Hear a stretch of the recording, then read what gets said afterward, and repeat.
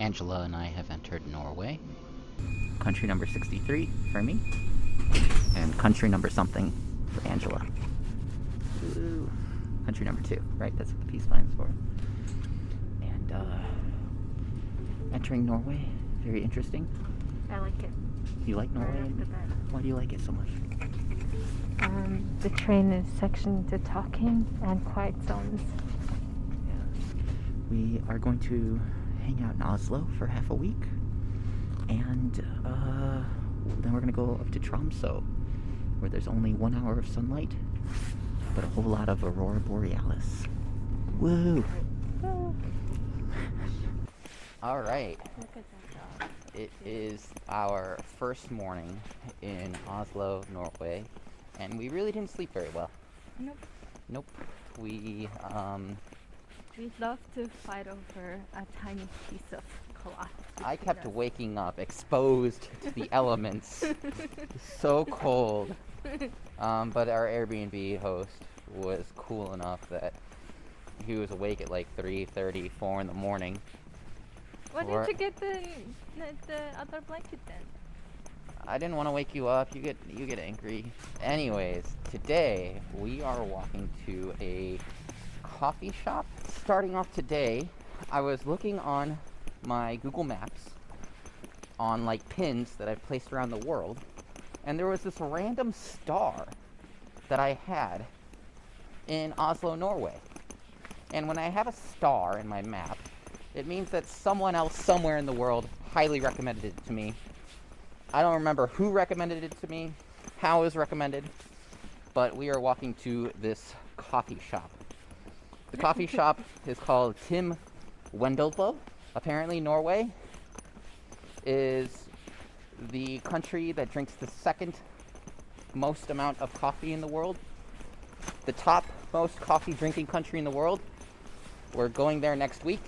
Finland. Oh, really? Yeah. So we're hitting up number 2 and number 1 back to back. Actually, I was looking through top 10 coffee drinking countries, and all the Nordic countries, they're on it. What? Yeah. Is it like coffee, or do you think it's espresso? Your version of coffee is like drip coffee. That's why it's called coffee, and the other stuff's called espresso. No, we asked for coffee, and then they're like, what kind of coffee? Wait, hold on. I think we've walked too far. Okay, so Angela and I are in front of this Tim Wendelbo espresso bar, and 5 guests in line at a time. The outside's okay, right? Yeah, I don't know why you marked it. I like I said, someone probably told me that you gotta go here. How many people are in this? 5 guests in line at a time outside. We ask you, register via contact tracing, located at our bar counter if you want to enjoy coffee sitting down in our coffee cafe. Okay. Okay. It's cute. Contact tracing, cool. That one? Okay. They are hardcore about tracking COVID here. First, we had to get a COVID test coming into the country, and we actually have to fill out a contact tracing form just in case for like COVID outbreaks. Norway is like on it. All right, so Angela and I got a little bit more clarity on the whole mantra behind this Tim Wendelbo coffee place, and apparently their standards for making a coffee taste exactly how it should taste are absurdly high.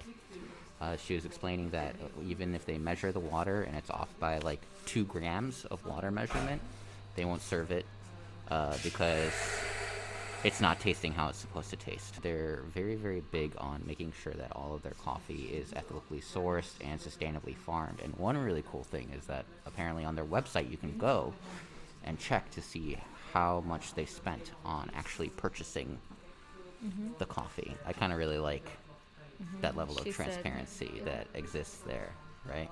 Sure, yeah. How do you recommend that we do this? It's one cup each of One cup? each sort. Okay. So we have made on this side. It's the Cabanero Catoa E from Honduras. Chamomile. Okay. And on the other side, it's Ethiopian Okay. from the Fahemia. Okay. So that's why we have like one cup of each. Okay. And the reason we put it a little bit in the small cups is simply to make the temperature go a little bit down. Okay. And here it's like extra for refilling. Okay. And the reason for this is because steam roast all of his coffee really light. Okay. And then we recommend to try it when it's going a little bit down in temperature. Okay. Because that's when you get to feel the most of the natural flavors. Okay. So we can start with Ethiopian. Okay. It's really like traditional Ethiopian. We have a lot of floral tones, sweet citrus, and some like stone fruit hints. It was pretty excellent, I think. There was one coffee that was really cool. You know how there's generally, like, when you drink just black coffee, there's this like bitter acidity, bitter aftertaste. There was one coffee that had none of that. And then there was another coffee that just smelled super, super fruity. Really, really fruity smell. Like open up a can of pineapple juice and smell that. That's kind of what it smelled like. Except not as sweet and sugary, right? But it smelled so fruity. Yes, fruity and floral, I would say. Yeah, yeah. Smell like a kind of like berry. Like a berry smoothie? Yeah. Yeah, like a berry smoothie with flowers crushed into it. It was delightful to smell, actually. But all in all, pretty legit experience. Would you recommend coming here? Yes. Yeah. Yes, worth it because I have never been to a coffee tasting before. And we got to taste 4 different coffees for about $17. About Yeah. Angela and I have found ourselves here at the Engebrat Cafe. And this is the oldest restaurant in all of Oslo. We're here to try some traditional Norwegian food. And this building has been around since the 1700s. And the restaurant has been in operation since the mid-1800s. So let's try some cool traditional Norwegian food. Angela and I ordered something. It's called Lutefisk. Very, very traditional Norwegian food. It is like a gelatinous cod that has been dehydrated and rehydrated. Apparently it's very salty, has a very interesting texture, and it's very, very, very Nordic. I don't think you really even get it anywhere in the world. It's I hear very interesting things about Lutefisk. The Lutefisk. Okay. Wow, this is like very jelly-like. It's hard to cut up. Babe, your first bite of Lutefisk with nothing on it? Wow, Oh my that's a God. face. So salty. Okay. Here is my very, very first bite of Lutefisk. I feel like I built it for you. Wow, what a salty punch. Okay, so let me try to describe what's going on here, because this lutefisk is so incredibly salty. Can you compare it, the saltiness, to any other food you can think of? Like, think of like a beef jerky that could be salty, saltier than that beef jerky. Imagine you were eating a steak and accidentally dumped a whole bottle of table salt on your steak. Okay, with the pureed peas and bacon, it kind of cuts through Maybe the bacon's saltiness bad, a little bit. I'm eating one of these potatoes to help out. A lot better to help cut through. The You need, saltiness is like smoked fish, you know, like smoked salmon salty? yeah, smoked salmon salty, but pump that up to maximum saltiness. Basically, you need to use this fish to season your other food.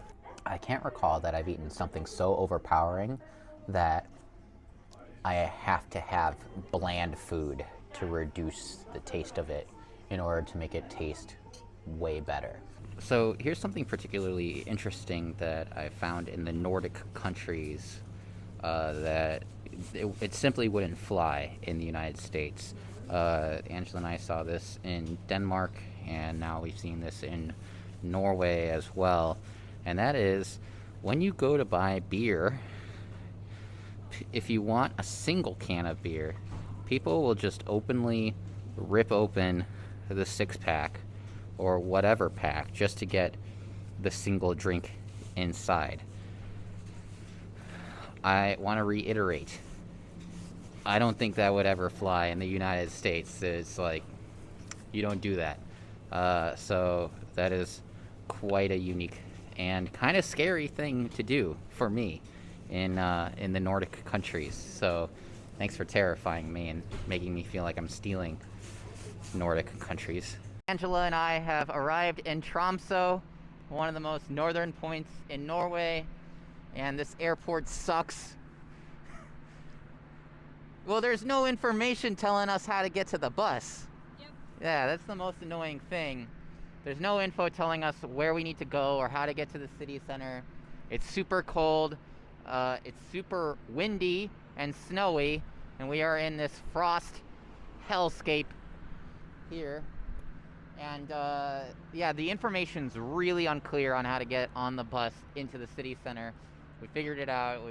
I asked someone working at like the food kiosk, and she was nice enough to explain that we had to go down the elevator, cross the parking lot, and that there's a kiosk that we can buy a ticket on. Even the online official Tromso tourism website was incredibly uninformative on how to do anything, but we're figuring it out. How do you feel about being in Tromso? I'm not gonna say I'm cold. It's fine. What are you? In winter. Okay, yeah. Hello. Okay, what have you found that is so interesting today? Well, a little known fact about me is I try to collect one of every banknote from every country I go to in the world. And I had a particularly pain in the ass time finding the largest Norwegian banknote, which is the 1,000 note. It's worth about 100 euros or so. And the reason for this is apparently 98% or so of all transactions that happen in Norway are cashless. They all use, oh my god, there's people behind us. Almost all transactions that occur in Norway are just through credit card or contactless pay. And that's about 97%, 98% of all transactions that occurred last year in Norway were through credit card. And so it's extraordinarily difficult to find the 1,000 banknote. When I would go to banks, they wouldn't even exchange 2 500s for a 1,000. And I went to at least over 50 stores, right? And I ran off to the side in the airport, and the airport didn't have it either. What? Yeah, so extraordinarily difficult, but I found it. I found this beautiful banknote right here, this purple 1,000 NOK banknote. And one thing that's really cool is, I don't know if you could see it through the light here, but the emergency mark, or the security mark, is a puffin. And I think they have the atom here, and there's like a beautiful little wave here. And this is the beautiful Norwegian banknote. I found it. Haha. You appreciate it more? Oh, I appreciate it so much. This one was such a pain in the ass to find. And it's only worth like about 100 euros, $100. It's just that no one uses money here. They all use credit cards. Okay. So, one of the reasons why Angela and I came to Norway, and Tromso in particular. Hi, Angela. We're gonna go see the Northern Lights tonight, the Aurora Borealis, which I guess is one of the several wonders of the world. I honestly have no idea what I'm expecting. Sometimes I go into things and, like, you know, I don't know if it's going to be underwhelming, if it's going to be, like, worth it. You think it'll be worth it? I am gonna go on it, maybe. I guess I'm really hoping that my mind is blown by it. No, don't hope on your mind being blown. It's not gonna be blown. Well, we don't know. We don't know. It's one of the wonders of the world, right? It's like the Grand Canyon. We saw the Grand Canyon, and that was incredible. It's one of those, like, it's one of the supposedly must-do things that you gotta do before you die. I guess, yeah. So hoping my mind is blown. Well, I wasn't blown by the Grand Canyon. Oh, your mind is blown by oceans and stuff. Yeah. And sand, deserts, oceans. Yeah. Angela's Mongolian from a landlocked country, so water is more fascinating to her. I'm from the Midwest, which is very flat, so mountains are fascinating to me. Actually, I'm just fascinated by everything, huh? Yeah? Yeah. That's why I travel. Well, good luck to us. Good luck. All right, Angela and I are in Tromso, and we're in this super, super cute cabin. It's so nice when you walk in here. There's a fire running in the middle of this camp. So even though there is a vent going on here, there is definitely the haze of smokiness throughout this cabin, and you can definitely smell it. Oh, pretty babe. And another cool thing about this cabin is we got a fire running, keeping this place warm. But right up there, if you look, we got our coffee being kept warm. And when she's pouring me the coffee, it's got like a bit of a smoky taste along with the coffee. Babe, tell me about how you felt about seeing your first Aurora Borealis. I am so underwhelmed. I barely saw it. I thought it was super cool. And how would I describe it to your average person? It is very much like a fast-moving cloud. And our Aurora Borealis was strong enough that you can make out some color. It was like bluish green, and it's just this like long, wispy streak that like goes by in like over the span of like a minute or two. Angela ran inside. I stayed outside and watched the whole thing. It was so cool. I really want another activity to show up for you to see. Yeah, I watched it like go and like warp and like move around.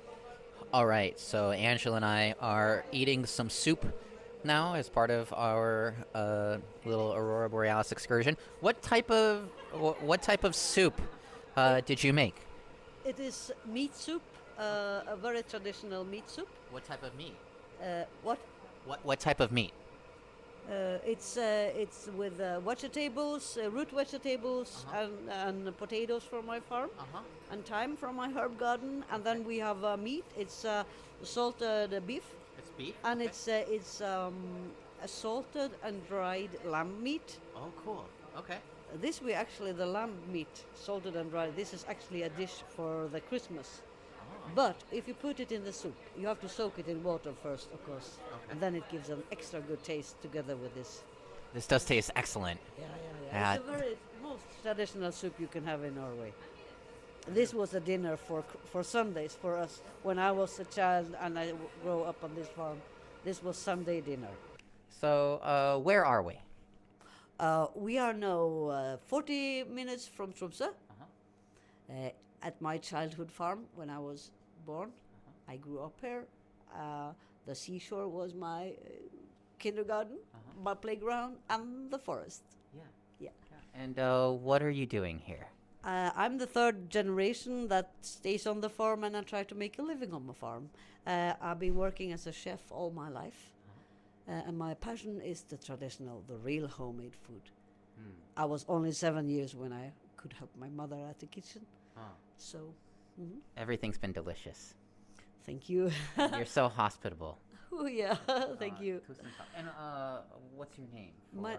My name is Tove Seljevel, and my company is Tove Traditional Food. Yes. Okay, and I'll include the link in the description. Do you ship internationally?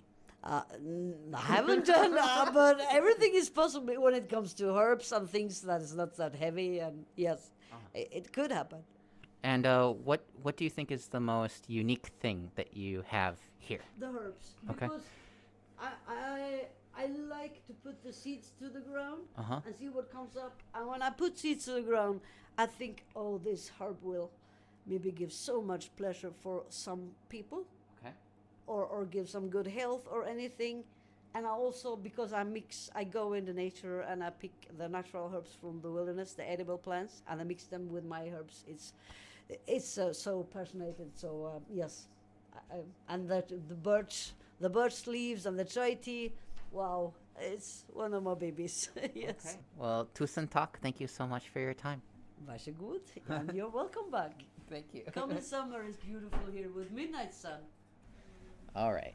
Norway is over. Final impressions of Norway. First, we were in Oslo, and 3 days in Tromso. There was the guy who was really trying to teach me how to say it. Tromso. Tromso. Tromso. Tromso. So. No. Oh. Tromso. Tromso. So far, Oslo felt like the biggest Nordic city. It felt the most city-like to me. Do I think it had the best food? I'm trying to remember Sweden. That was so long ago. I mean, it was solid. I could live in Oslo, but it's very expensive. I mean, everything I needed was there. Felt mostly safe, right? It was comfortable, cold. You couldn't live in Oslo? I would come back to Norway to do further exploration. There's so much to explore. There is quite a bit to do here, yeah? Yep. What are some really unique or interesting things that stand out about Oslo to you? I like that view. Yeah, the views, the oceans, sea views along Norway are all pretty nice, right? The park with the statue Circle of Life was interesting. Yes, there was a statue park. That was beautiful to look at. Yep. It's not represented in demeaning or sexual kind of way. It is just like presented as is. Artistic. Artistic, yes. Yeah. Basal human nature. More like human habit, or like, I don't know. The circle of life. Yeah, I could look at it for hours, hours and hours. One statue stood up to me. There's like a lot of girls like hunched together talking, and then there's this one boy just standing to the side, and this girl just like glaring at him. It's like girls only club. That was cute. I'm gonna start a boys only club in my defense. Yeah. And then there's the crying baby Crying statue. baby. Yeah, I like the man bursting from babies. Yeah, Yeah. that's your favorite. Why? I don't know. It spoke to me. Okay. We enjoyed our time in Oslo. Uh-huh. Food in Norway was consistently good everywhere we went. We did not have a bad meal in Norway. Yes, but even in Oslo, we didn't have a bad food. Remember, we went to that really low-rated taco place by accident, and Yeah, it was still that was really pretty good. Yeah. Well, Oslo is in Norway, so no bad food in Norway overall. Yeah. Yeah. Okay, and then the second week we spent up in Tromso, and we arrived here in a very winter wonderlandy fashion. It was really beautiful, snow covered, and then it got cold and rainy and icy the second half. So we had to buy what's it called? Yeah, so these are crimps, and they kind of rubber band around the bottom of your shoes, and they have little metal spikes in them that give you traction in the ice so you don't slip and fall. And it was very slick and slippery and icy here. You don't want to wear them indoors because it'll fuck up wooden floors and ceramic, but carpet's okay. We can mess up carpet, right? So our primary purpose of coming up to Tromso was to see the Aurora Borealis. And I was keeping my expectations high. I thought like the first glimpse of the Aurora Borealis for me was just so cool to see. and then we only saw like a little 5-minute glimpse, and then the rest of the night it was like meh. But that first little glimpse was so cool. It was like a taste that left me wishing for more of that. What did you feel? How did you feel about the Aurora Borealis?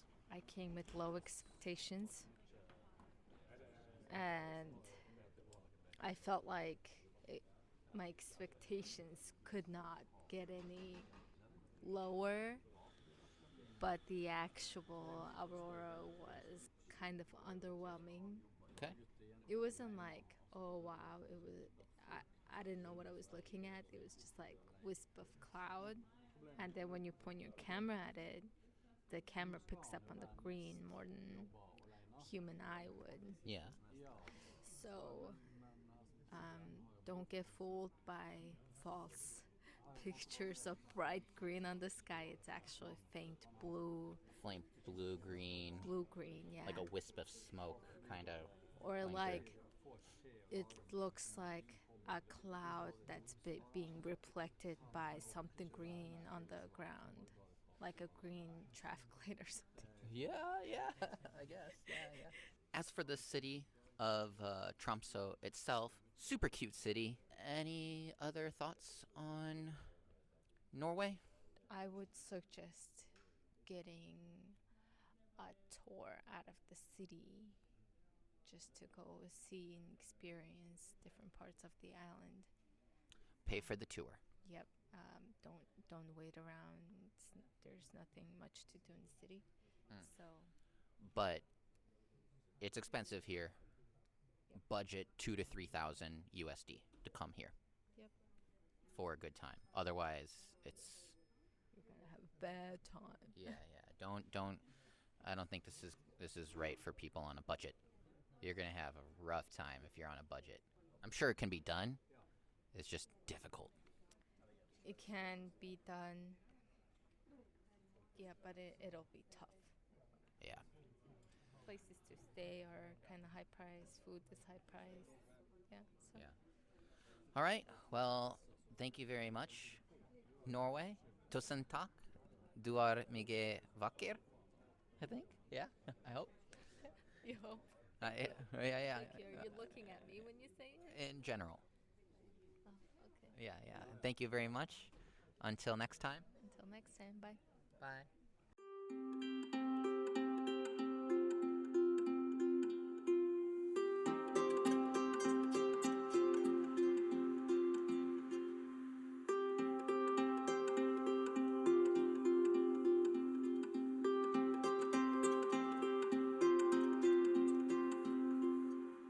Langsom